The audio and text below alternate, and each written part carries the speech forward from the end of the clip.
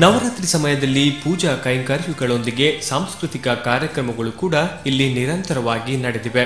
ಪ್ರತಿ ಉತ್ಸವದ ಸಮಯದಲ್ಲಿ ಚಂಡಿಕಾಯಾಗ ಹಾಗೂ ಇನ್ನಿತರ ಸಾಂಸ್ಕೃತಿಕ ಕಾರ್ಯಕ್ರಮಗಳು ಈ ಕ್ಷೇತ್ರದಲ್ಲಿ ನಡೆಯುತ್ತದೆ.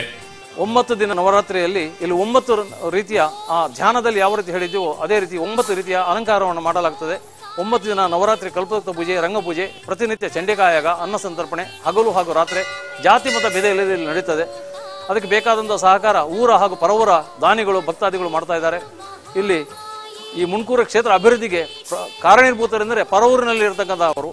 ಈ ಊರಿನವರೇ ಪರವೂರಿನಲ್ಲಿದ್ದು ಊರಿನವರ ನೇತೃತ್ವದಲ್ಲಿ ಪರವೂರಿನವರೆಲ್ಲ ಕೊಟ್ಟು ಸಹಕಾರ ಮಾಡಿ ಈ 2006ರಿಂದ ತುಂಬ ಅಭಿವೃದ್ಧಿಯಾಗಿ ಹೊಸದಾಗಿ ನಾವು ಗರ್ಭಗುಡಿ ನಿರ್ಮಾಣ ಮಾಡಿದ್ದೀವಿ.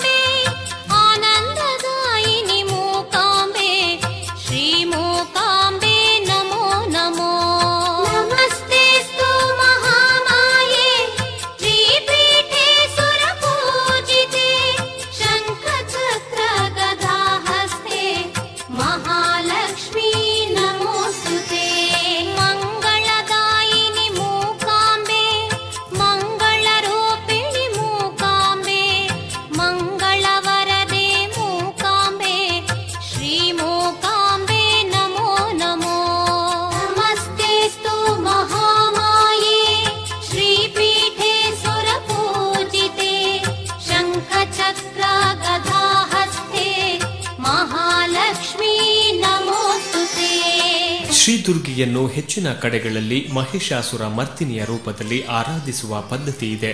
ಮುಣ್ಕೂರುವಿನ ದುರ್ಗಾ ಪರಮೇಶ್ವರಿಯೂ ಕೂಡ ಮಹಿಷ ಮರ್ದಿನಿ ಆಗಿದ್ದಾಳೆ. ಸಾಮಾನ್ಯವಾಗಿ ದುರ್ಗೆಯ ಮೂರ್ತಿಗಳು ಮಹಿಷಾಸುರನನ್ನ ವರ್ಧಿಸುವಂತಿರುತ್ತದೆ. ಕೆಲವು ಕಡೆ ಪ್ರಾಣಿ ರೂಪದ ಮಹಿಷನನ್ನ ಬಿಂಬಿಸಿರುವುದು ಇದೆ. ಇದಕ್ಕೆ ಮುಣ್ಕೂರುವಿನ ವಿಗ್ರಹವೇ ಸಾಕ್ಷಿಯಾಗಿದೆ. ಮುಣ್ಕೂರುವಿನ ದುರ್ಗೆಯು ಚಂಡಮುಂಡರೆಂಬ ರಾಕ್ಷಸರಲ್ಲಿ ಒಬ್ಬನಾದ ಮುಂಡನನ್ನ ಕೊಂದಿದ್ದರಿಂದ ಆ ಸ್ಥಳವು ಮುಣ್ಕೂರು ಆಯಿತೆಂದು ಇಲ್ಲಿನ ಸ್ಥಳ ಪುರಾಣವು ಹೇಳುತ್ತದೆ.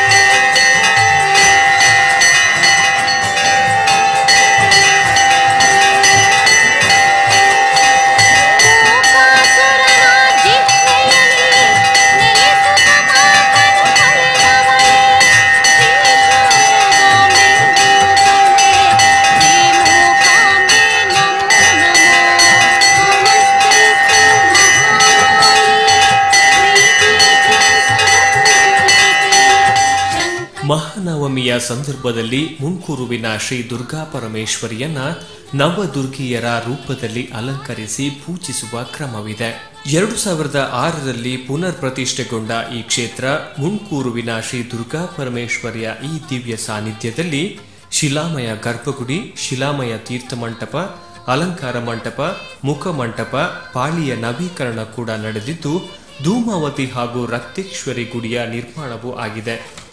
ಮಾತ್ರವಲ್ಲದೆ ಭಕ್ತಾದಿಗಳ ನೆರವಿನಿಂದ ಸಮುದಾಯ ಭವನ, ನವಗ್ರಹ ಗುಡಿ, ಯೋಗಶಾಲೆ, ರಥದ ಕೊಟ್ಟಿಗೆ, ಬೆಳ್ಳಿಯ ರಥದ ನಿರ್ಮಾಣವೂ ಕೂಡ ಈ ಕ್ಷೇತ್ರದಲ್ಲಿ ಆಗಿದೆ. ಬಹು ವಿಶಾಲವಾಗಿರುವ ಮುನ್ಕೂರುವಿನ ಶ್ರೀ ದುರ್ಗಾ ಪರಮೇಶ್ವರಿ ದೇವಸ್ಥಾನ ಭಕ್ತರ ಅನುಕೂಲಕ್ಕೆ ತಕ್ಕಂತಿದೆ. ದೇವಿ ದರ್ಶನ ಭಾಗ್ಯದಿಂದ ಪುನೀತರಾದ ಭಕ್ತಾದಿಗಳು ದೇವಿ ಪ್ರಸಾದವನ್ನ ಸ್ವೀಕರಿಸಿ ಧನ್ಯರಾಗುತ್ತಾರೆ.